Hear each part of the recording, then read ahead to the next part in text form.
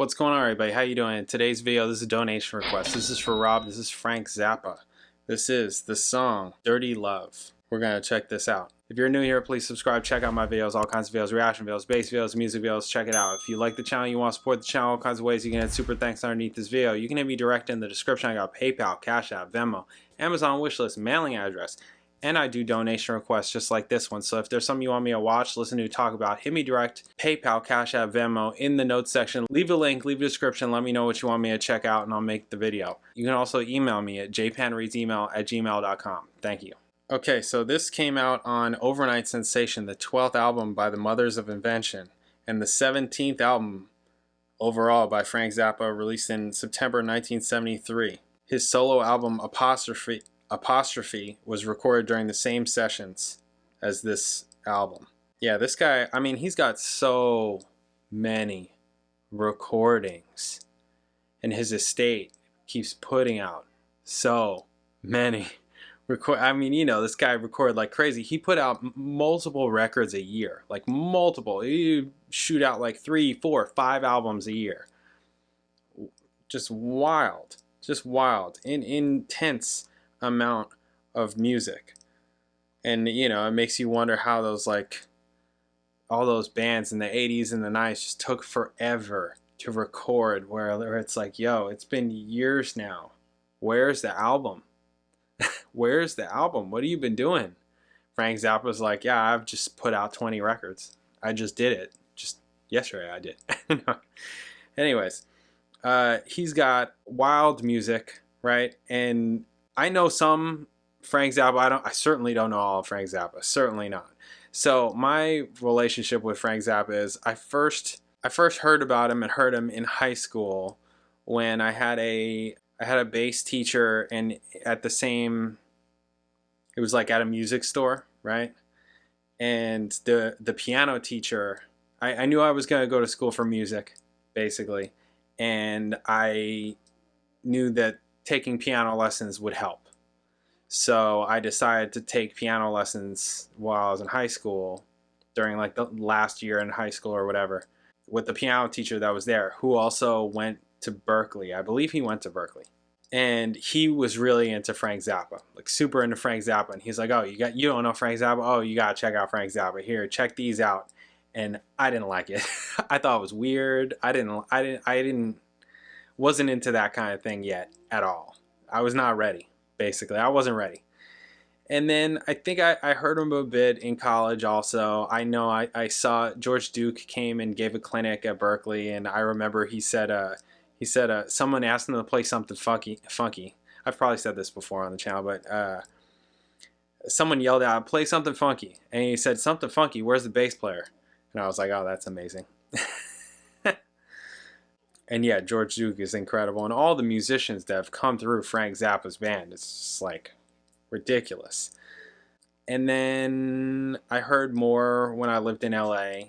And I even played, I was in a band where we played Peaches and Regalia, and that was pretty cool. But I feel like I don't know enough. I feel like I don't know Zappa.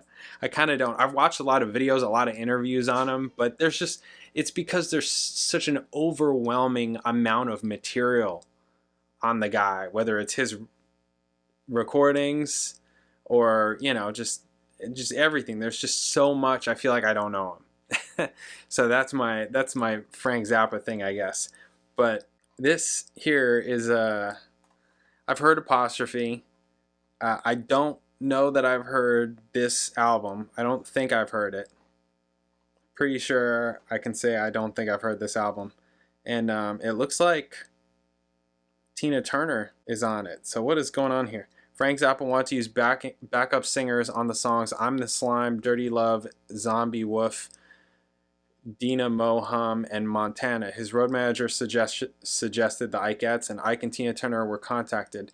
Ike Turner insisted that Zappa pay the singers, including Tina Turner, no more than $25 per song. Interesting.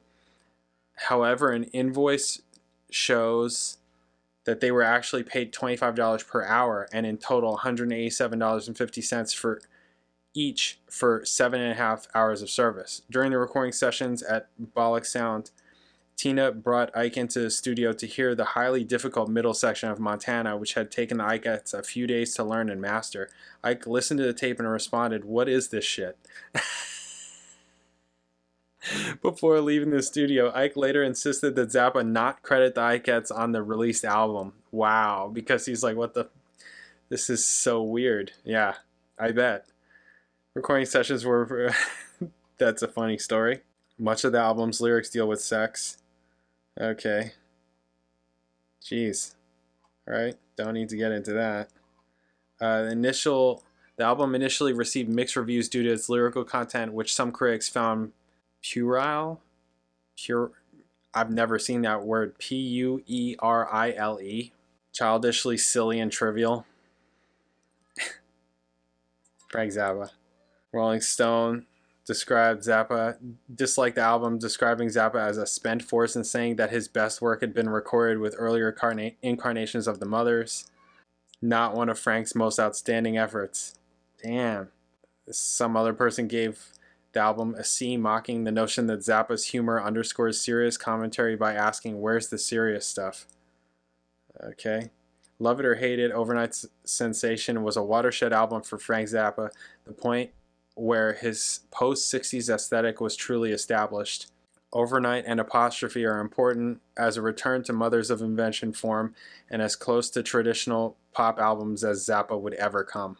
Aerosmith took some of the lines on Dynamoham on their Permanent Vacation album. Alright, let's check this out. It's a quick one. Frank Zappa, Mothers of Invention, Dirty Love. Let's do it. Bam.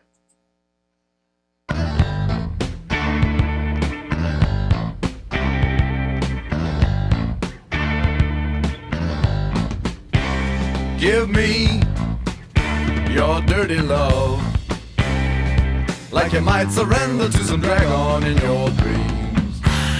Give me your dirty love, like a pink donation to the dragon in your dreams.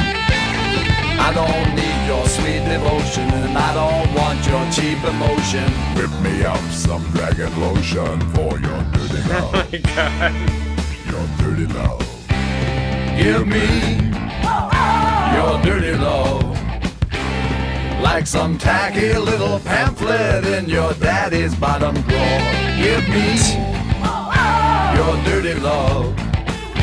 I don't believe you've never seen his book before. I don't need no consolation, I don't want your reservation. I only got one destination, and that's your dirty love. Your dirty love.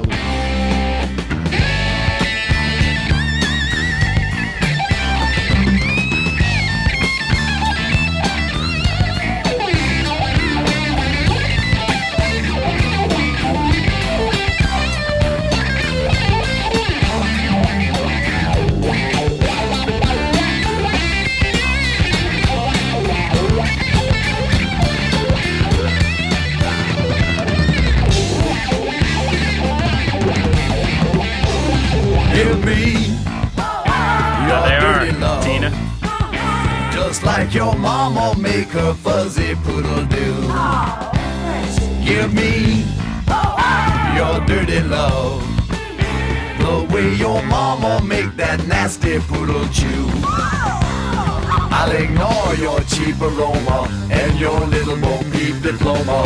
I'll just put you in a coma with some dirty love. Some dirty love. That dirty love. That dirty love. The poodle bites. The poodle bites. The poodle chews is snappy. The poodle bites. Come on, friend. The poodle chews is snappy. The poodle bites. Come on, friend. The poodle chews is snappy. Poodle bites. Come on, friend. Poodle chews. Not a speck of cereal. Poodle bites. Come on, friend. Poodle chews. Nothing but the best for my poodle bites. Come on, friend. Poodle chews it. Come on. Poodle bites. Come on, friend.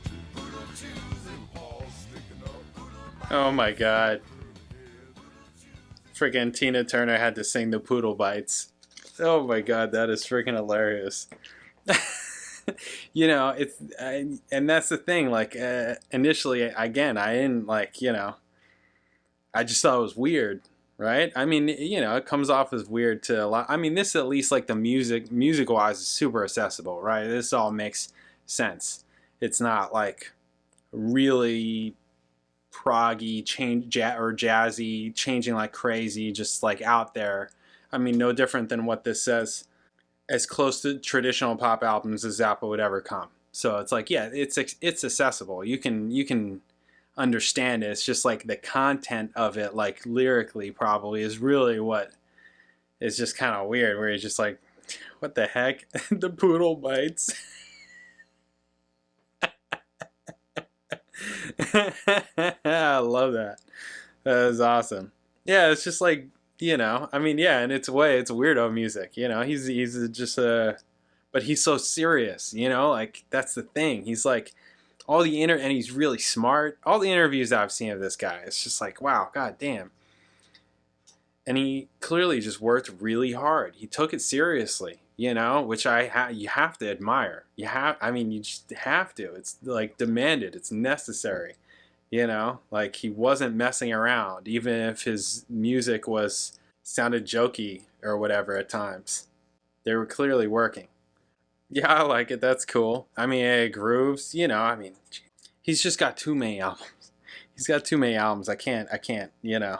It'd be a lot to go through. Just an intense amount. Just wild. So much music. Again, like that's why it's like, it just feels like an overwhelming amount. It's incredible that he did so much. And, you know, he died at 52. How much he could have still done, all of it. And it just his, like, I always remember that interview where he's just like, yeah, none of this mattered. And people like, you know, talking about his legacy, none of this matters. People aren't going to remember. None of it matters. He's like, he's totally right. He's totally right. So, just wild. Just freaking wild. Cool stuff. All right, there it is. Zappa. Cool stuff. Cool stuff. So I didn't know this album. I knew Apostrophe had Don't Eat the Yellow Snow. That was definitely, and Cosmic Debris, I think I've even done on the channel. And Apostrophe, I think I've done on the channel. That's with Jack Bruce. Cool. Awesome. All right, guys. Thank you very much. Catch you in the next video.